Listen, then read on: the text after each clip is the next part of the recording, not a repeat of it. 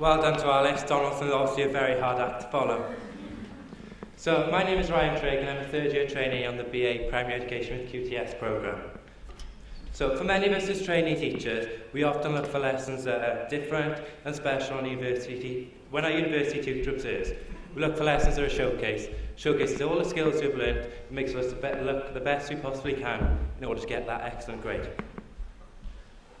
So, my lesson was forest fractions. And the standard I've chosen to focus on is QTS standard S3.3.8. Why this standard? Because this standard refers to the physical teaching space, and my lesson was maximising the teaching space I had available to me.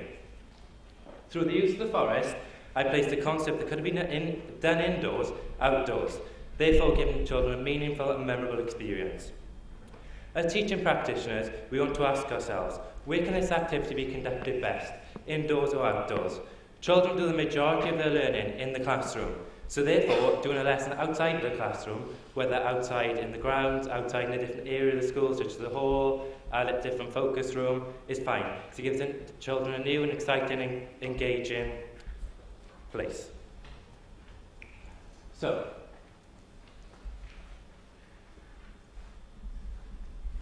fractions. So I currently got year 2. So in the year 2 framework, it says for fractions, find halves and quarters in practical situations. So I know, so first we started off with identifying halves and quarters practically and looking at finding halves and quarters with tortilla wraps. So this is all practical. So we start off practical. Then knowing your group of children is key, so knowing when to move them on. So I knew my children were possibly capable of more than this. So we moved on to looking at making halves and quarters, finding halves and quarters of two-digit numbers, shading halves and quarters, and finding halves and quarters of shapes. So, before we went to the forest, it was important we made rules. So I let the children make up some rules for us. So they decided no running in the forest, and they decided they had to stay with their partner. And I had a whistle. So one blow of the whistle meant to stop, so the forest was a huge place, so I needed the whistle there. And 2 blows of the whistle means they come back straight to the start of the forest to line up. Grouping. Grouping was a key element to make this lesson successful. I grouped the children into pairs based on their ability. The way the school runs is we have 2 higher groups for maths and 2 lower groups. So I grouped one of the higher children, one of the lower children. This worked extremely well as this encouraged peer teaching and there was minimal problems from all the children. And it also promoted an inclusive atmosphere where all the children were helping each other.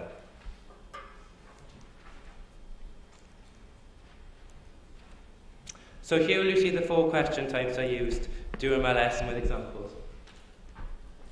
So here are the 22 questions on the worksheet I provided. They all had a number to start with, and they all start there as they made their way around the forest.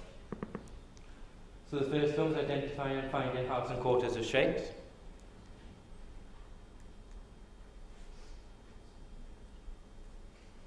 Finding halves and quarters of numbers. Word problems, to add in some reasoning into their work, and obviously with the national test over the past 2 weeks this has been key. And discussion questions. These brought the children together and encouraged a meaningful and purposeful discussion. And as a teacher, it made me stand back and actually listen to what the children were talking about. And just listening and hearing their conversations made my eyes wide open. So, through the use of the forest, many of you will be thinking, well, how can I incorporate ICT? So I used QR codes in the forest. This added an extra element to the lesson because the children were using ICT skills. And it also added to pupil engagement. As most of these children in year 2, they hadn't seen a QR code before. So they were excited, what's this? I want to do this first, I want to do this first. So we all had a baseline to start with, and they all had to come back to the QR codes and they were ready. So I'm going to leave you with 2 key messages. To know your learning space and use it. Take risks. A lot of us like to play safe and stay in the classroom and have observations. Take risks. Go to a different learning environment. This can engage children and get a lot out of learning as well. And also know your children. Know their capabilities and know the capabilities of each child in your care. Thank you for listening.